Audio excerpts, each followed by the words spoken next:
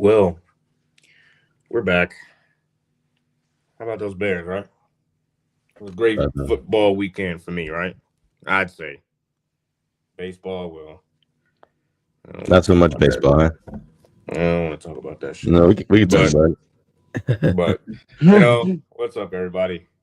Welcome to the Shot Sports Podcast. Grab a drink, a snack. This is your weekly dose of sports, where we'll break down and do a deep dive of the world of sports. Whether you're a casual fan or a diehard, we're here to bring you the latest, the best analysis, and the hottest takes. Subscribe, share, and like. Even leave a comment. We appreciate all the feedback. Tap the notification bell on the right so you can be notified whenever we drop so you won't miss one. Today we got on the show our usual two today. Nazir Spencer and Chris Pittner. Um, how was the weekend? It was great, man. Made it to the NLCS, and unfortunate occasion yesterday, but it was a good game. Otherwise, I mean, the pitching was unreal last night. I was there at the game, and it's gonna take a lot to win that series. We're facing the Justice League, so but no excuses. We're the young Justice of the league so far, and even though we are considered the best team in baseball right now, record wise, on the regular season. But right now, it's looking like the Dodgers are back in playoff form, especially from last year. So we're gonna have to step it up and hit some stuff tomorrow, and hopefully let you know wear an 86-mile-per-hour curveball. But that's just me. But I'm sure natural instinct, whatever. But that's just my weekend. It was good though. Otherwise, I mean, we're gonna be fine. I'm just saying, if I was in the batter's box, I would have wore it. Not because I would have stood in there like a champ, because my reflexes are so slow that I would have just not been able to get out of the way in time. But yeah, I was at Saturday's game 5. It was a lot of fun. Recorded a video, but my brother never sent it to me, unfortunately. So yeah, that's unfortunate, but the game itself was a lot of fun. There was some good banter between the Brewers and Cubs fans in my section, and obviously having the Brewers win was a lot of fun too. But yeah, it was a good weekend. No, another thing, quick. Tyrese Halliburton is really pissing me off lately. I don't Oh know yeah. what I don't know what his problem is and why he's such a woman, but like this is ridiculous. Like why?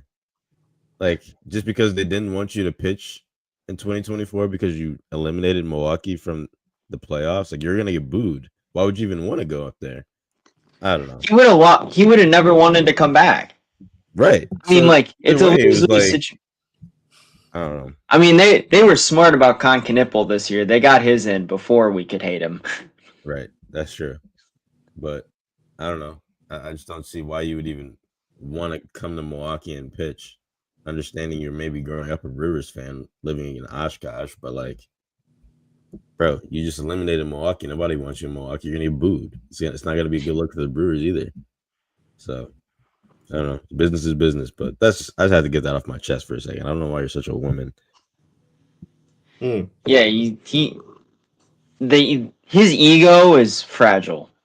That's what I learned from this. Like, wearing the Cubs jersey on Saturday is one thing, because Indiana is still majority Cubs fans. I would assume. I've never really been to Indianapolis or anything. But wearing the Dodgers jersey on Monday, man, that's just petty. It's just petty. But Yeah. whatever. Well, um, my weekend was decent. My two football teams won, so I forget you're a Bears fan sometimes, bro. yeah, Yeah, my me two too. football teams won, so I'm happy about that. That's One better about than it. the other. Hmm. Broncos look like crap while the Bears look okay. Yeah, that's the reward you get for being fans of two mediocre teams. I mean, they were both bad at the same time too, so I had no winning football in my life for about a couple years. So that sucks. And we'll get into the first topic. Um, We got Major League Baseball, the NLCS, the ALCS, the NLDS, and ALDS had just wrapped up this weekend as well. You had the Blue Jays move on, even though they moved on earlier. You had the Mariners move on against the Tigers, which is a big thing. The Dodgers beating the Phillies and the Brewers beating the Cubs, but now we got the first two games out of the way for the AL. You got a series tied over there. You got now the Dodgers with a 1-0 lead over the Brewers, who play tonight as well at 8:08 p.m. Eastern time. So, what were the biggest surprises of the NLDS and the ALDS since that just wrapped up? I think my biggest one was how lifeless the Yankees looked. They were pretty much DOA in that series. You would think that after you beat your fiercest rival in the round before that, they'd put up some fight in that series, and I just didn't see it. Judge was good. Nobody else really was. That's the major takeaway from me there. And then not only that, for Toronto to go off that series and then also look dead against Seattle in this series is just, it's perplexing to me. Like, Seattle has looked far and away the better team besides the first pitch of Sunday's game, where they gave up a homer on the first pitch. They gave up one hit the rest of the game. They shut them down 1-3-1, and then yesterday was just domination pretty much the whole way through. Dude, I don't understand the Mariners, bro. They look unreal. Like, I'm so shocked by the Mariners, like how they looked against the Tigers, obviously, but just like coming into this series, you would think the Blue Jays would play a lot better at home. Like 10-3. Like right before I walked in American Family Field, I looked at the score and it was just absurd. And you guys know more baseball than I do, but I mean, are we shocked about the Mariners being this good so far? Like, obviously against the Tigers they were great, but against the Blue Jays you would expect a little bit more of a fight, like the Brewers did against the Dodgers with their best players, by the way. Like, wouldn't you think that is just a little bit more competitive than that, or is it just me? I mean, I think this is kind of the level Seattle has been at least in terms of talent on their roster. They probably have the second best roster left in the playoffs behind the Dodgers, I would say. Good pitching, obviously you have Big Dumper in the lineup, so anything can happen with him out there. He hit a massive nuke on Sunday. I didn't really get to watch super closely yesterday, so I don't know if he hit one yesterday or not. But, I mean, he's always a threat whenever he's at the plate. I know the Tigers took the chance and intentionally walked him a couple times. But that lineup, just top to bottom, is pretty darn solid. You got Josh Naylor, who had a huge game yesterday. Gino Suarez, who's always a home run threat. Randy Arozarena's in there, too. There's a lot of good players on that team. And then their rotation, which underperformed a little bit this year, is still one of the best in the league. So, bottom line, I'm not really shocked by what I've seen from this team. It seems so far that they're well on their way, especially going home for the next two games, that this series could be wrapped up pretty quickly. Or next three games, excuse me. Look, I'm surprised, man. Like, I knew the Brewers, the pitching was going to be good, but it was like amazing throughout, 7 or 6 innings yesterday. And then, we saw the insane double play that we're probably never going to see again. And I don't know, it's just, I'm a little shocked on how things ended last night. I thought we should have maybe hit a little bit more, but Snell's like, he has the best changeup I've ever seen. Like, I've been watching a little bit of baseball since bending curveball that starts up. If this says anything about Blake Snell, the Brewers, besides Durbin's single, I don't think had a single line out or fly out. Nothing. Through the first 8 innings. Nope. And Durbin got picked off on the base pads anyway, so it meant nothing. The Brewers didn't have a single guy touch second base until the 9th. And then obviously Sasaki was a little shaky for whatever reason. But, I mean, it was just ridiculous. Snell, like, nobody had him figured out. Like, they couldn't even get the ball out of the infield. Like, there wasn't a pop out, there wasn't a fly out, there wasn't a line out. It was wild. Like, just, there wasn't a single hard hit ball until Bowers in the 9th. It was just ridiculous, like how good Snell was. And to think that they have three other starters behind him that are also capable of doing the exact same thing. Jalen, do you think that without Snell in the game today and likely Thursday, do you think the Brewers have a lot better chance? I do. I think we have a way better chance. Seeing that last inning at least. How do you feel? I know you're a Cubs fan, but be less biased. Even though I'm a Cubs fan, I'm a baseball realist. Right. But the best chance, in my opinion, is tonight. Right. Because Yamamoto looked very shaky against the Phillies. He got hit around a little bit against the Phillies. So I would say contact, the way the Phillies, even though the Phillies were desperate to win Game 3, this is kind of like desperation for the Brewers to win Game 2. I mean, if they lose tonight, you might as well stick a fork in them. Tonight, the series is pretty much over. Unless somehow you sweep in LA again, which is unlikely, but yeah. But yeah, I think it's possible. If they come out with a different game plan. Some of the swings looked a little like they were confused a little bit, because when they faced the Cubs, they kind of, I ain't gonna say they knew what was coming, but a lot of the Cubs swings looked like they were on plane and on time for every pitch, right? Mm-hmm. And when it looks like the Dodgers game, well, even though they knew the changeup was coming, it still looked like a fastball at first, right? Because he throws 97 from the left side. And he has like a bending curveball as well. So I would say, I was going to say that it was not impossible for them to win Game 1, but the way Snell has looked, especially the way he looked against Philly in 2 starts, it was only a matter of time before he really returned to Cy Young form. And that's just credit to them. But I think tonight they probably have the best chance tonight to get it done.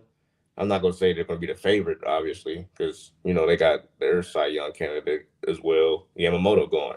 And he got something. And it feels like he got something to prove, too, after one of their 4 Cy Young candidates. Yeah.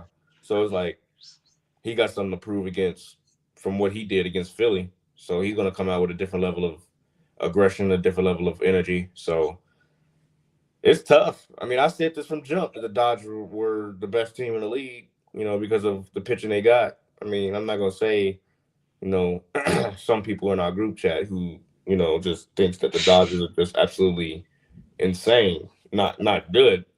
Or not, I ain't going to say he didn't say not good, but he was more fearful of the Cubs, which was... Sam's trash, everyone. Yeah, get him on here, please. Let's hear the argument for this one.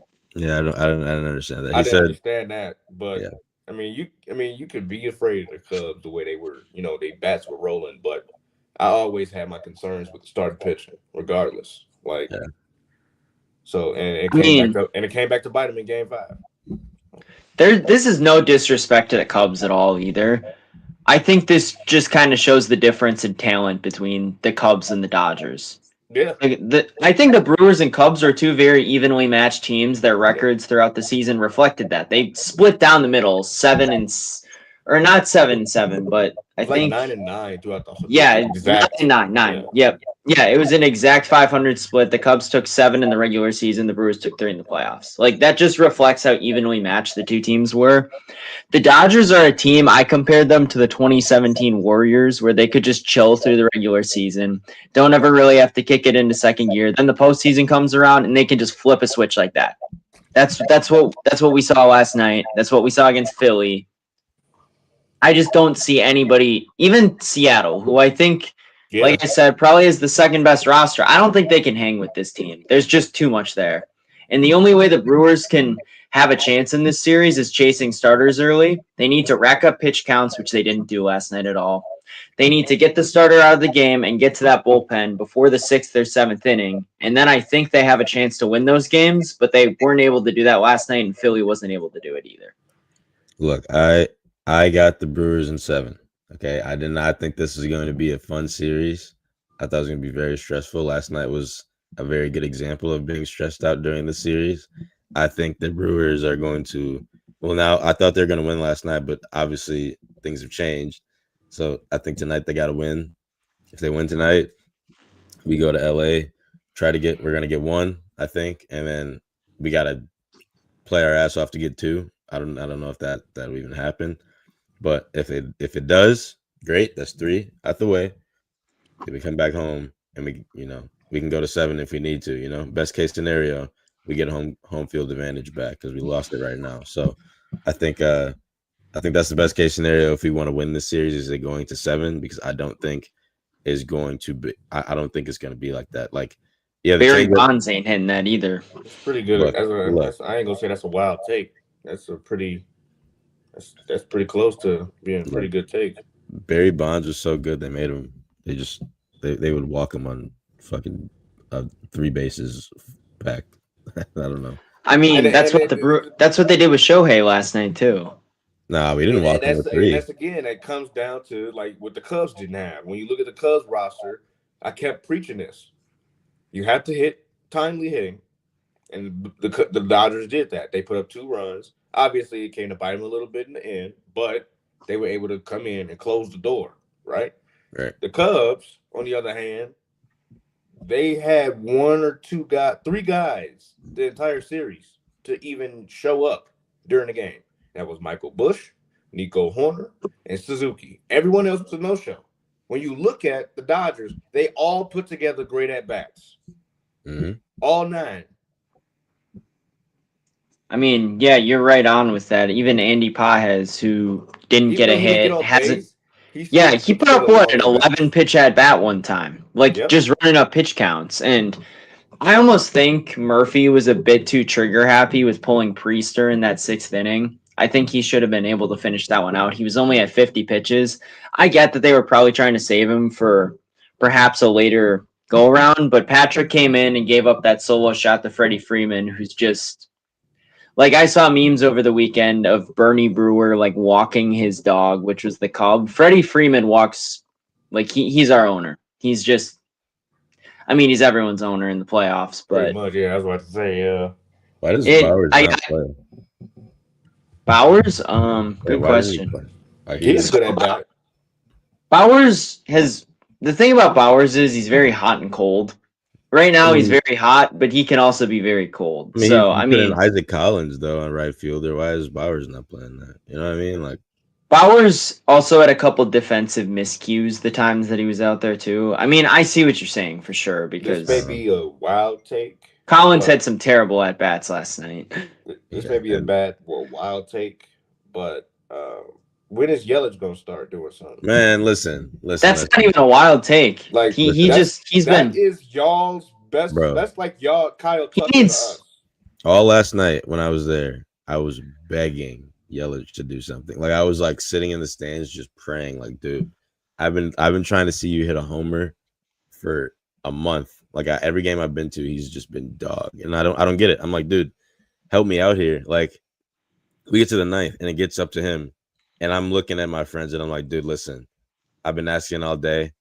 Can you give me one more? Just give me one tonight. Give me a single. I was asking for a home run all night. I said, no, just give me a single. Yeah, he got walked. Great. But dude, I don't know what's going on with Yelich. He has not shown up at all in the playoffs so far. The Cubs series, he was a no-show. This series, he's a no-show. I'll tell you what's happening. Someone's in his head or something, but he went back to his April form. Unfortunately, he had that back tightness at the start of September, and he's kind of been back in that since he took those couple games off for that.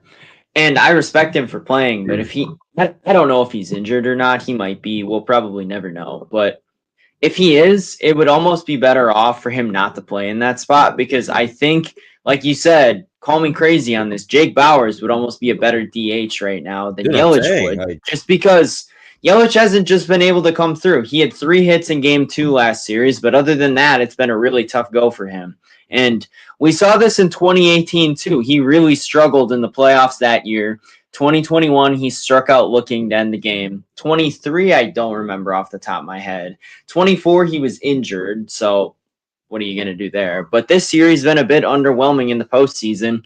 He's not seen the ball as well as he was when he was on his hot streak from May to the end of August. So it's been a frustrating go for him, and he looks lost right now. No, nobody's scared of him either. You know how many people in the regular season were low-key scared to throw at him, and he no one's scared anymore. Like they're just throwing straight at him, strike, ball, strike, you're out. Well, not only that, he's hitting grounders to the shift every single time. Yeah, like they know where. Yeah, and he is just like Kyle Tucker. Now that I think about it, they hit it to the exact same spot. Yeah, they beat him inside, get him outside to reach a little bit, or they or throw the off speed outside. They know they're. I guess you can say they know their scout report or they're doing their homework.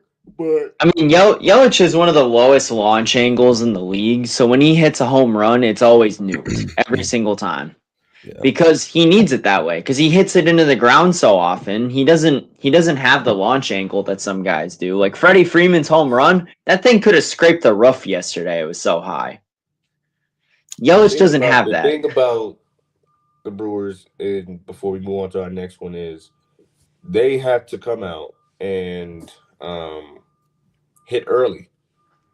You got to hit early. If you let Yamamoto go deep into this game, the series is over. I'm sorry, because all they're gonna do is throw Glasnow in Game 3, save Ohtani for Game 4, and he's gonna have a whole lot of rest for the last time he pitched. So you got to get to Yamamoto early, like y'all did with the Cubs series. You got to get to them early because obviously we know their bullpen is insane as well. The biggest thing is for this series, I think the Dodgers didn't play a perfect game yesterday. They left a lot of guys on base. The thing is the Brewers have to play a perfect game to win in this series. The Dodgers don't. The Dodgers have to play like a 75-80% of their best. The Brewers have to play 100. I don't even think we have to play a perfect game. I think like you just said, they have to play 80%. We got to play 90. We just got to play 10% better. Yeah, we got to play better than they do, because I don't care what the national media says or whatever, or like all the fans on Twitter that we're not the underdogs. We're the underdogs. Look at their payroll. Look at their starters. Look at their lineup. Look at ours. It's just that it is what it is. That's just how baseball works. The bigger markets are always going to have better players, more money to spend, et cetera, et cetera. But with that, you have to play much better than they do. And I would say the Brewers are probably a top 5 team in the league this year. And I don't think anyone can play up to the level that the Dodgers can. Like, the Brewers are one of the better opponents that they're going to face all the way through. I mean, you saw what they did to the Reds. It was a literal child's play for 2 games. But I mean, it is what it is. Everyone else has to play better than they do to beat them. That's just how the cookie crumbles, I guess. Say that I ain't gonna say he was gonna. I ain't think he was gonna go 8 innings with 1 hit ball, but it was they did like his pregame presser or their like day before presser or something like that, and they were like, what do you think about the Brewers being like the average Joes or something like that? He was like, they're not no average Joes. Like, they had the best record in baseball. I know exactly who they are. And I was like, they're fucked. Like, when I heard that, because the way he looked, he said it with a straight face. Like, I know who they are. Like, with his little smirk, you're like, he knew what he was going to do. He knew what he was going to do. He knew how he was going to tackle. I didn't think he was going to go 8 innings at 1 hit ball. I thought he was going to go like 6 maybe. But 8 innings of 1 hit ball, I thought he was going to give up at least a run or 2 or something like that, but no runs. He was on something, bro. He saw that. Hey, I think he considers us a threat. I mean, you have to, I guess, in NLCS. I mean, it's NLCS at this round. You don't make it there by accident. You know what I'm saying though. Like, it's they looked at the other 2 teams like, oh, we got these guys. Like the Phillies, yeah, they're good, but like, I mean, we can play with them a little bit. But I think they show a little bit more respect towards us. Yeah. Obviously, because we made the NLCS, but just of how we've been persevering the entire year and how we played them last time. I mean, at this point, you just got to play. You got to play our hearts out on both sides, and I don't think they're even toying with us. I think they were trying their hardest last night. They just couldn't do anything like completely crazy like usual. So, I mean, before you go ahead, our bullpen is also just stacked. Yeah, there's so. I mean, we have 3-4 guys in there that can throw 100. You throw Uribe out there. He didn't have a good night last night, but he's usually pretty reliable. McGill is another guy that can throw that fast. Miz out of the bullpen. Patrick can hit 97, 98. Ashby can hit 99, 100. His command is not always the greatest. But you got all these guys that can just throw ridiculous splits out of our pen, which is why I think bullpen games for the Brewers play into their favor a bit more. The Dodgers have to rely on their starters. The Brewers can go to the pen and still trust those guys. Yeah, so he becomes the first pitcher in history with 8 innings pitched, 1 hit or fewer, 0 walks, and 10 Ks in a postseason game. So nearly, he basically threw a perfect game. We literally just watched history, and we only lost by 1. I'm okay with that. The one thing I'll say, you got to shut down their lineup again today, though. That's the biggest thing. Yeah. And the one thing I'll say before we move on is the slug. It comes back like when we've been talking about this all season that the Brewers didn't really hit for a lot of power. They didn't have a lot of slug. You know, they hit you to death. They draw long counts. They get on base, steal it. That slug is going to come very important in this series. You know, you got to try to find some way to hit a double. You got to find some way to hit a gap shot. You have to. If you don't, this could be over in 5. I'm not going to lie. But we'll move on to our next one, which is Nas's Week 6 cooked and baked list. All right, go ahead. Take it over. You know the drill, guys. We're gonna start with baked, and look, I think this week is really big for both sides.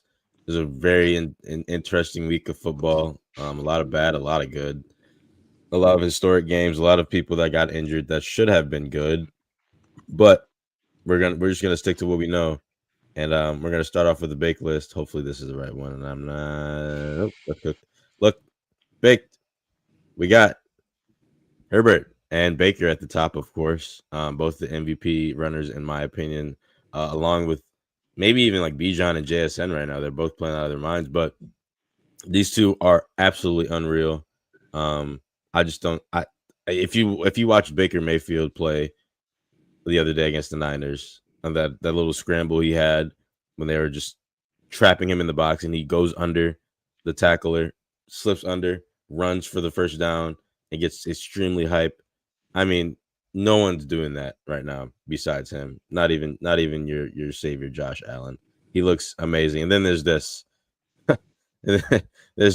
He's getting ran at by just everybody because he has 4 stringers as his tackles, and he's still winning games. Just ended up in a 4, and he switched. If you could look closely, his left hand, he switched hands so it wouldn't get strip sack. No one's doing that. I'm sorry. These two are MVP candidates in my opinion right now. Along with Daniel Jones, who's been getting slept on a little bit recently, but Daniel Jones is also up there. I think he's like 4 or 3 for me. But we'll continue. Ebuka, he only got hurt, but whatever. Tez Johnson, the other rookie on that team, looked great. Baker just made him look like a monster. Rashad White, great backup for Bucky Irving. He's injured. He might be back this week. He looked good for the run. No, he's out again. I know that because I have him on 2 fantasy teams. I also do too. I couldn't tell. I didn't even see it. I'm cooked without him. We'll put it that way. Right. And Lamar Jackson. Listen, I'll explain right now. Well, as you can see, the Ravens are dog shit, and people were telling me last year, that Josh Allen was better because if he was off that team, the Bills would be awful, and Josh is doing this and that. Well, Josh Allen's playing like dog shit this year. Back to the turnover guy that we know and love. This was Lamar Jackson before he got injured, by the way. Yeah. And then he got hurt. So he's on my cooked or baked list this week because it just goes to show that this is true. Okay. It just does. He was playing some of the best football of his life. Just started off scorching hot, and it's sad to look at that team. Indiana Jones, right under him. Again, people are sleeping on him again for some reason. He's playing out of his mind recently. Mahomes looked great against the Lions, even though he got bailed out a few times on the Chiefs. The Chiefs refs partnership that we all know and love. JT, I think he's the best. I think he's the best in the league right now. I know Bijan just went absolutely ballistic right now or last night, but I personally think that JT is a little bit better of a runner That I know that might sound crazy to some people, but as a running back, I can just tell who's got it the best. And I think Bijan and JT are like neck and neck, but I think JT is slightly better. But last night really made it close. Dart and Skittles. If you don't know who Skittles is, that's Scatterboo. They tore up the Eagles, and I like to see everyone was happy about that. Abdul Carter had a great game as well defensively, attacking Jalen Hurts and pressuring him into throwing almost a pick six. Great, beautiful. I love to see that. James Cook, the leader of the Bills, in my opinion. I think he's the guy. I think he's just what you guys thought Derrick Henry was to Lamar. I think James Cook is that too. Get this man more receptions. I agree. Yeah, get him. He had 87 rushing yards last night and had 8.7 fantasy points. I need more than that. Yeah. Not Mac Jones. I meant to put Drake May. They're both the same player, but whatever. Drake May. Oh my gosh. Spencer Rattler was nice. I'm not gonna lie. He looked pretty decent against that New England defense, even though they lost. Bryce Young.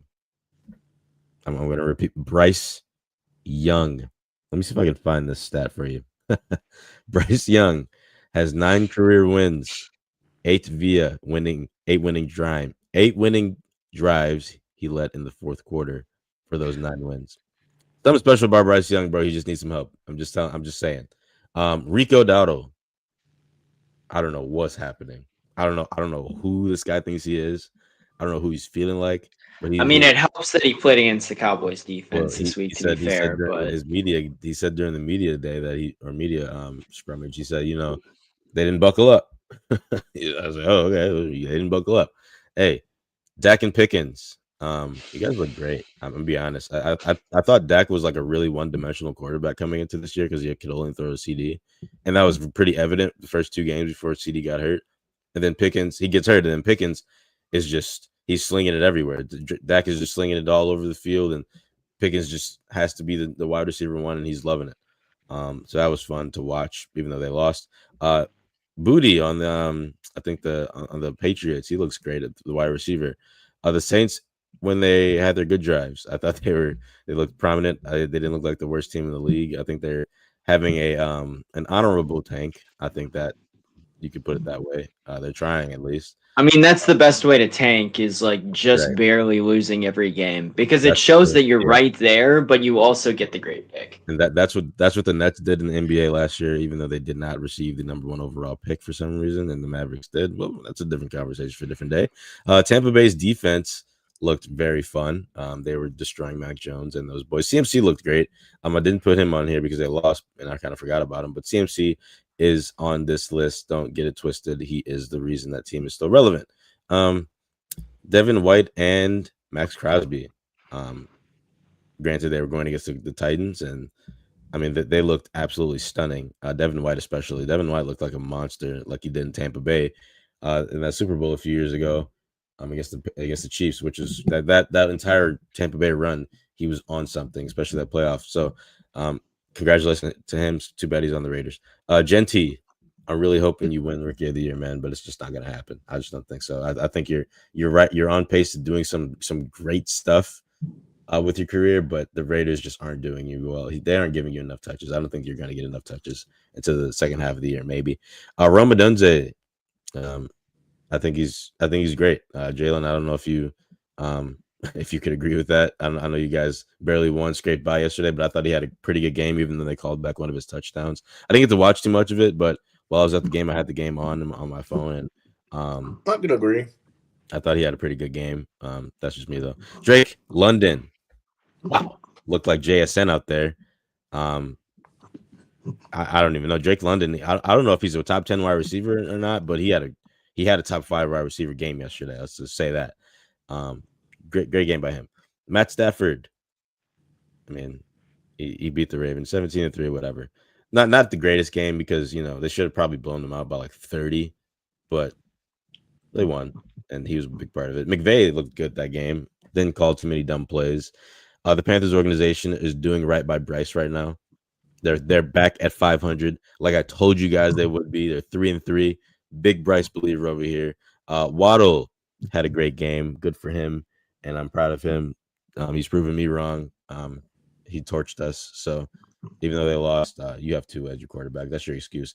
Dicker the kicker, JSN, Sam Darnold, Michael Penix. You're all right with me. A-Rod and DK are a fun duo, and Jalen Ramsey for saying put Shadur in the game because the other guy was dog shit, and we'll get to that in a second. Honorable mentions, I would say. I don't think I put the photo in, but honorable mentions for Baked List is DeAndre Swift. Big run last night. Big game from him. Trevor Lawrence had a pretty good game. A really good game, actually. No picks, like 200 something yards, maybe 300. And he had 2 touchdowns, no interceptions. Brian Thomas Jr. was great. Caleb looked all right. Jaden Daniels, I don't know if he looked the greatest. I couldn't watch the entire game. I don't know if looked the greatest, but he didn't look bad either. Right. Like. Okay. So is that honorable mention worthy or no? Yeah, that's worthy. Yeah. Okay. Jared Goff, I thought he played great. I think he just got screwed over because he played the Chiefs in primetime on Arrowhead Stadium. Hollywood Brown looks amazing. He does. He looks amazing. And to the part that we all know and love, the cook. I have a couple, before we move on, I want to shout out Matthew Golden for the few times that he touched the ball. He looked really good.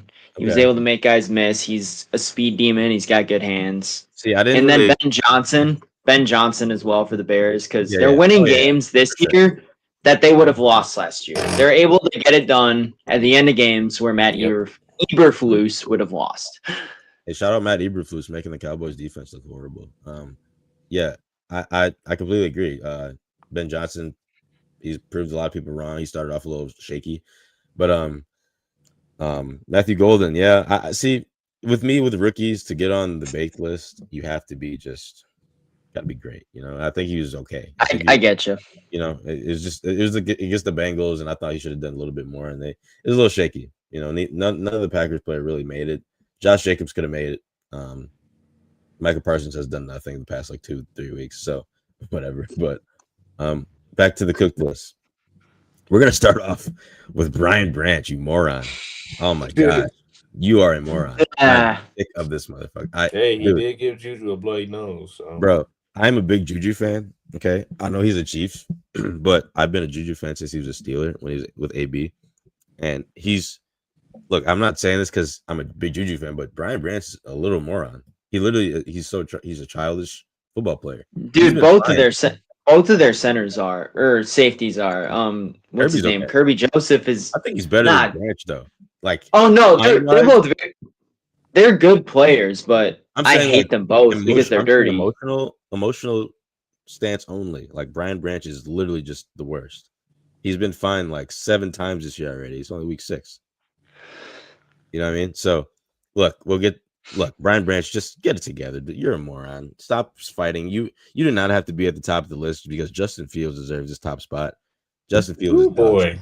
Justin Fields. I love you, Justin, but that was horrific. Justin Fields is the worst quarterback I've seen this decade. He is horrible. And I mean that with the bottom of my heart. Horrible. Terrible. He had -10 net passing yards. That means, if you guys don't know, that he had some passing yards, but he got sacked so much because he held on to the ball. Obviously, the O-line plays a part, but they gave him 5 seconds to throw the ball, and he just didn't throw it. He held on to the ball so much that he got sacked 9 times, and it took away all his yards. Well, nothing he can do about that.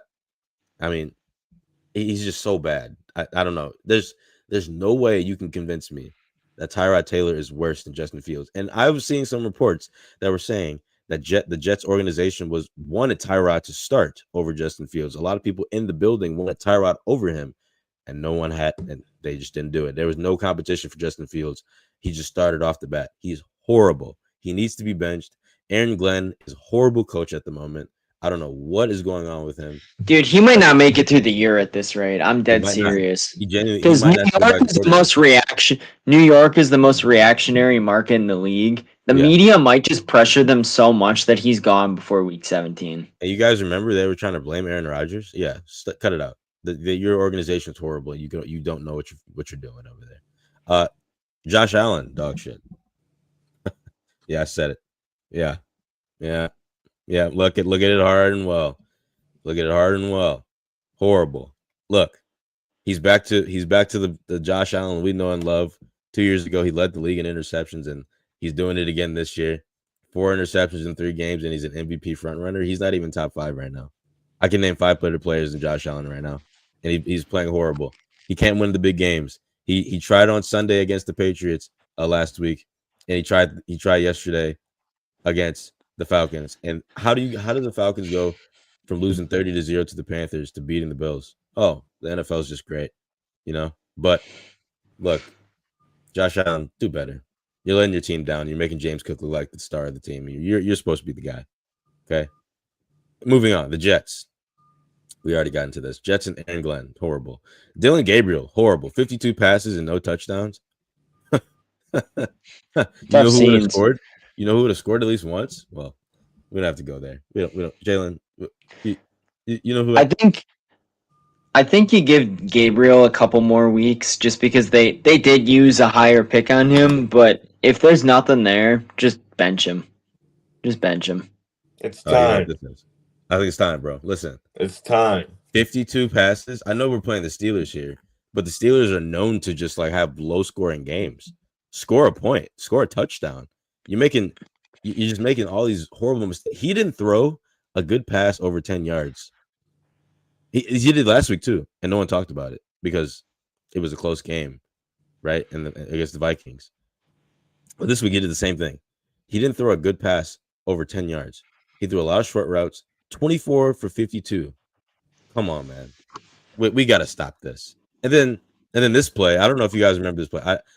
I didn't get the video, but if Shedeur did this, this is the play where Dylan Gabriel was about to get sacked, and he grabs the guy from the ground and grabs him by the shoulder pads and like roughs him up, like, and then walks like nothing happened. And then the Steelers are looking like, what are we doing?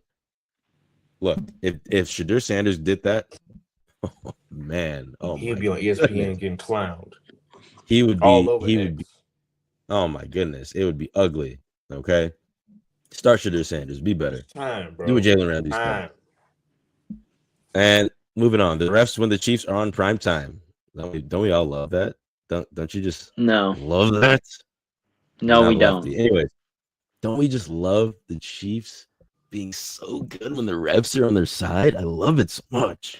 No, I don't. Dude, if they would have lost this week, they would have been 2-4, which means that they probably could have only lost at maximum 2 or 3 more games the rest of the year to still be safe in the playoffs. And they still have division games coming up. They got to play the Chargers again. I'm just saying, like, if they lost this week, they could be in some trouble. So maybe commissioner's office made a call. They had to get Detroit down. You got to have the Chiefs in the playoffs. You have to. That's just the thing, I guess. Dan Campbell. I don't know what you were doing in that game, man. I mean, a lot of weird plays. You got to know the rules too. I mean, I thought that was a touchdown with Jared Goff at the first drive, but you just got to know the rules. I mean, if you got to know if you're going to the Chiefs and you're going to call a play like that, you have to know the rules. You have to. Otherwise, they're going to call it back every time. Doesn't matter who you are. If you're the Chiefs at home and you call a special play like that, you're not gonna get it. They're gonna call a flag every time. And the crazy part about it is it was non-reviewable, and they still reviewed it and called it back. Whatever. St. Brown, where are you? I don't know. Didn't have a great game. I couldn't see him on the field. I don't know. Puka, because you got hurt, not because you're bad, just because you got hurt. You're cooked. Devontae I think he's only day to day though, so I think he'll be fine. Yeah, but it sucked. He was wobbling the rest of the game. Devontae Adams, where are you? Catch a pass, maybe. Catch a touchdown, would you? Tua, welcome back to the cooked list. 3 interceptions. That's beautiful. I love it. He had a good game otherwise. I mean, he was driving on us and making our defense look kind of stupid sometimes. How is Mike McDaniel? How does he still have a job? It's a great question. I guess another question: who gets fired first, Mike McDaniel or Luke Fickell? Or Aaron Glenn? Oof. Luke Fickell probably will stay the entire year. By the way, he has a good excuse with that schedule of his. Shout out James Franklin getting fired. Praise God, he's on the cooked list too. Bill Krosky Merritt fumbled twice. I'm pretty sure. That's automatic. And you lost, so. Yeah, automatic cooked. If Derrick Henry was the force of the Ravens, where are you? Yeah, I was here all last year. Derrick Henry, I don't know. Even though the year before Lamar Jackson won MVP, but Derrick Henry, where are you? John Harbaugh, please get fired. I'm sick of you. One week you adjust the defense, you allow less than 20 points, and then you can't score more than 5. Get out of here. The refs versus the Bears. Jalen, I know you love that. A lot of questionable calls, a lot of weird illegal formation calls. A lot of just third down turnover, just really weird calls that make. That was the first time I seen Caleb actually animated about a call when that Odunze call went back. Those are pretty bad, and I'm not even animated. They showed him on the sideline like going crazy. I'm like, it's true. I look, like you said about baseball. You're a baseball realist. I'm a football realist. That was horrible officiating against the Bears last night. I think it looked completely rigged. I know it probably wasn't, but like it just looked really bad on their part. Bo Nix, don't think you get a pass, buddy. You did not play good. You don't get a pass from me, Bo Nix. The Cardinals, I don't even know. Jacoby Brissett played all right, and then they just fell apart. I don't know. That organization is just so weird to me. If Kyler Murray was on any other team, he'd be a top 10 quarterback, I think, personally. I genuinely believe that. Why challenge on a 1-yard catch in the Bears and Commanders game? Let's just stop. What are we doing? The Eagles, love it. Back to form. Jalen, you love to see that. Jalen Hurts, you suck. You're bad. If any other quarterback was on that team that is a top 10 quarterback right now, I don't think they would lose a game right now. I don't think they lose a game. Dude, every single the weird, he might be the most protected quarterback in the league because the second you criticize him, even in the slightest, just every Eagles fan just somehow finds it and floods you. Like it, I don't know, man. He's not good. I was saying this to my friends yesterday. Jalen Hurts is a great game manager. He knows how to win. Okay, that is one thing everyone will never take away from him. He's a winner, and I'll stand by that. But being a quarterback, you are not good at the position. You are good at getting your team in position to win, but you're not good at forcing that win on your part. I don't think he's good at that at all. I don't think he's good deep throw. He doesn't have a moon ball like Russell Wilson. He doesn't have the arm like Aaron Rodgers or Patrick Mahomes or Josh Allen in the middle. He can barely throw short routes. If you saw him target AJ Brown last game, bro, it was pathetic. He couldn't get to him. I don't know. Jalen Hurts, you're cooked right now, man. I can't back you up. You lost that game. The 4-time tush pushes are I can't even defend that. Like I'm a big believer in that you shouldn't ban plays, but come on. Nick Sirianni, you got to do better than that. Stop calling it tush push 4 times in a row. Can we be serious? That's just so bad. Keon Coleman, where are you? If you can hear me, wake up. Joe Buck and Troy Aikman. Show some enthusiasm when the Bears are playing the Commanders. I mean, like, come on, bro. I was watching some of the game last night, and I had an AirPod in or whatever, and it was just like, dude, you guys aren't even excited for the team. Like, it's all Jaden Daniels, blah blah blah. The Bengals and Joe Flacco. I don't understand that signing. I don't understand that trade at all. I will say that I think they looked better than they did with Jake Browning. Okay. And then about the Bears. I mean, Jamar Chase is still a dog. That's what I learned on Sunday. Was Jamar Chase is still that guy. But that's about it. And one thing I'll say about the Bears is that they overcame a big odd. You know, they were 1-10 coming off their bye week since 2014. Yeah. So they are now 2-10. Good for them, Brand. And look, improvement. Jordan Love is good and bad at the same time. I know they won.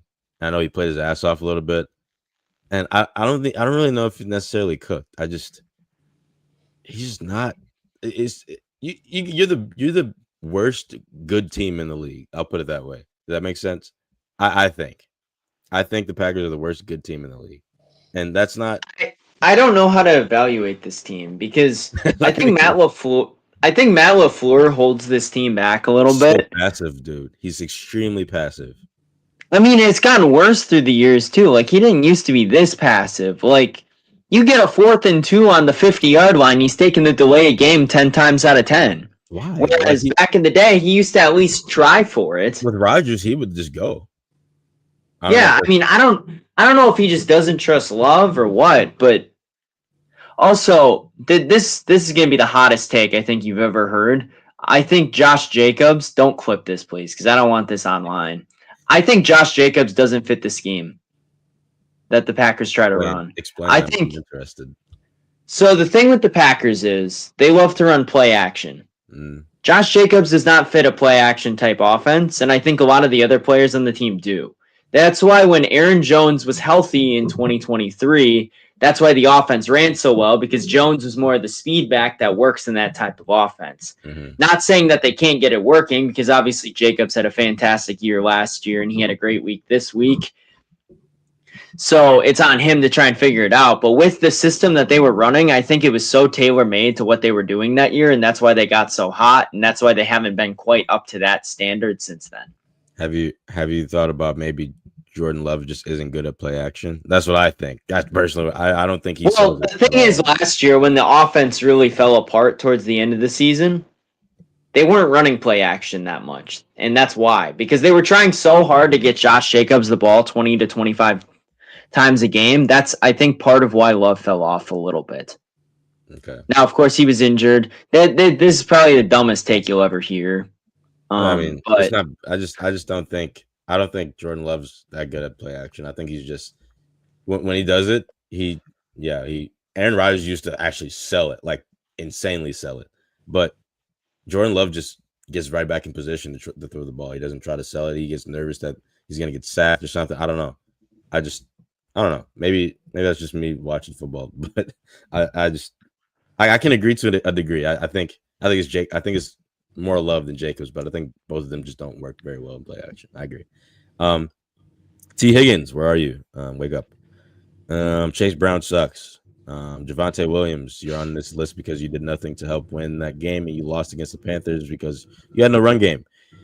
Cam Ward, welcome to hell. You are trash. Oh my God, it is insane to me. Where's that clip? Where is it? It's a little bit concerning that Cam Ward has been worse than Will Levis with basically the same team. Now, Jalen and I were saying this in the draft. Draft Abdul Carter or Travis Hunter. Okay. I was with you guys. Yeah. And he needed to fix other parts. It was not I ain't gonna say Will Levis was great, but he ain't great, he but needed to feel the other team, the whole team. I think his meme plays made him look worse than he actually was. He wasn't that bad. Like I didn't think he was that bad. I thought he was all right. I think he was like getting there, I don't think Cam Ward is getting there.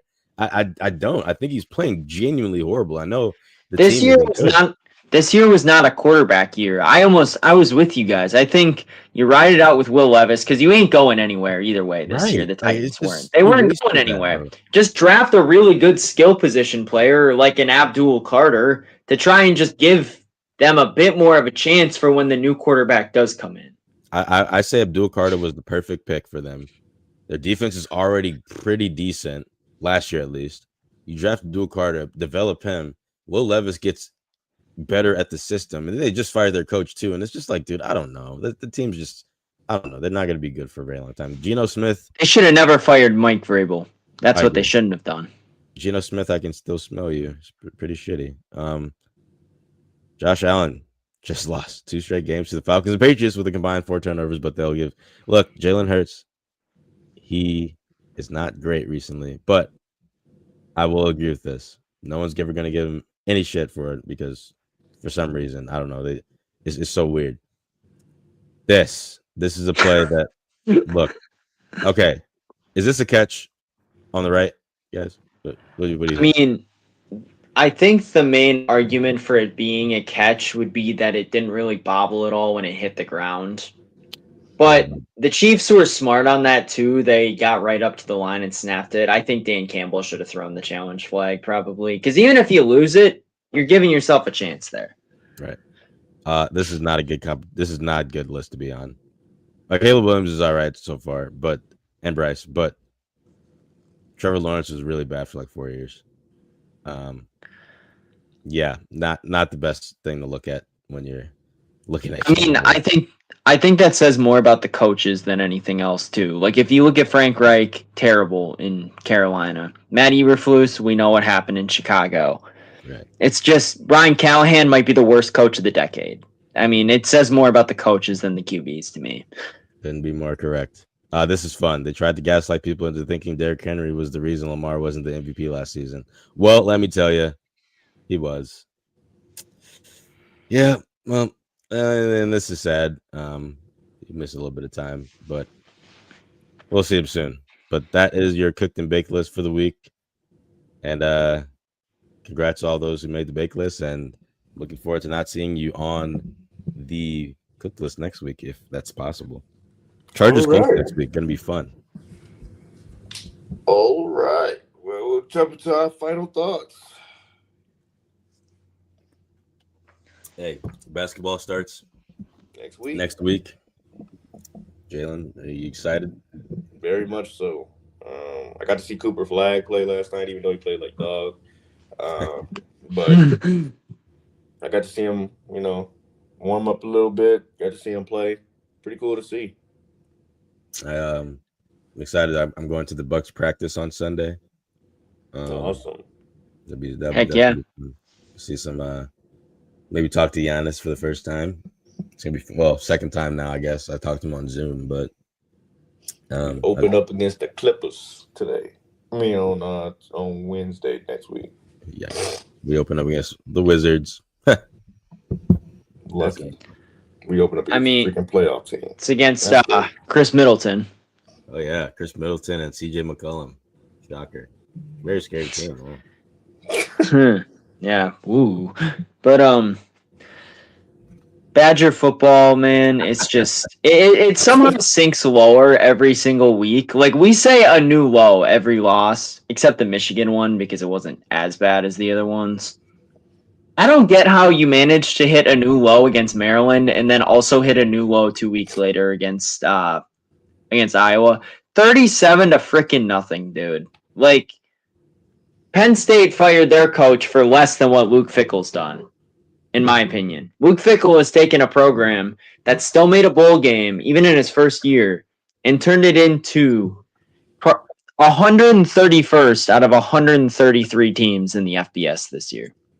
Yeah. And it's just, I mean, I don't even know what to say anymore, man. Like, he's making me more invested in this team specifically because of how terrible they are. Like, because if they were just average, I'd kind of be apathetic towards them. But now this almost just makes me angry in a way with how bad they actually are. You're on your third string quarterback.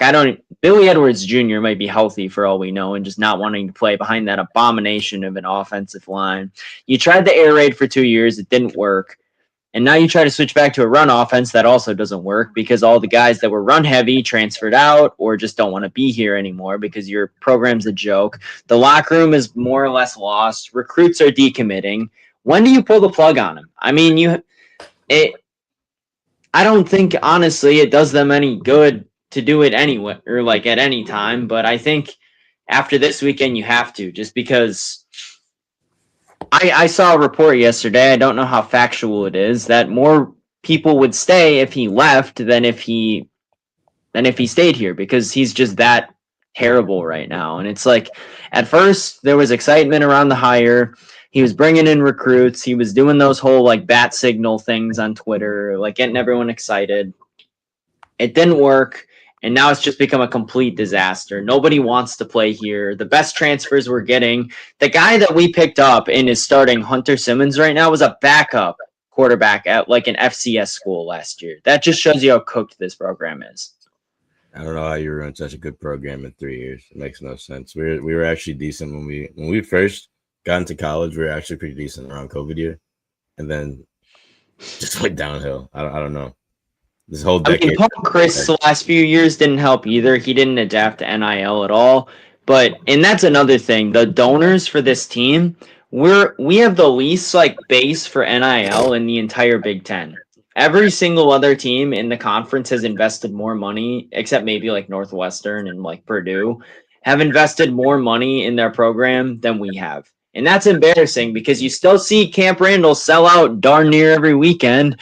Fans are still invested. Like, students still sell out the student seats every game, and they're all gone by the fourth quarter. Like, does that not embarrass the chancellor to hear fire Fickle and hear boos every single time another team scores? The stadium's empty. The second jump around is over. Like, how can you tolerate that? I don't get it. Man, Another quick thing. Man, Wisconsin don't care. That's an academic school.